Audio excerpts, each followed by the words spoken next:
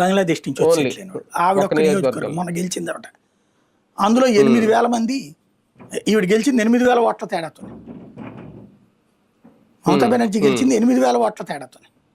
మొన్నటిసారి మమతా బెనర్జీ సొంత నియోజకవర్గం ఇదే సువేందు అధికారి మీద పోటీ చేసి ఓడిపోయింది కదా.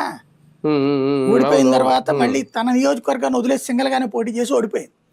చివరికి మళ్ళీ సీఎం అయ్యాక వేరే నియోజకవర్గంలో పోటీ చేసినప్పుడు 8,000 ఓట్ల తేడాతో మాత్రమే గెలిచింది ఆవిడ. ఆ 8,000 ఓట్ల తేడా ఉన్న చోట 41,000 మంది అప్లికేషన్స్ రిటర్న్ ఇవ్వాల సర్వే. అంటే అర్థం ఏంటి? వాళ్ళు దొంగ ఓటర్లు. మరి ఇప్పుడు వాటితో గెలుస్తున్నప్పుడు మమతా బెనర్జీకి ప్రాబ్లమే కదా.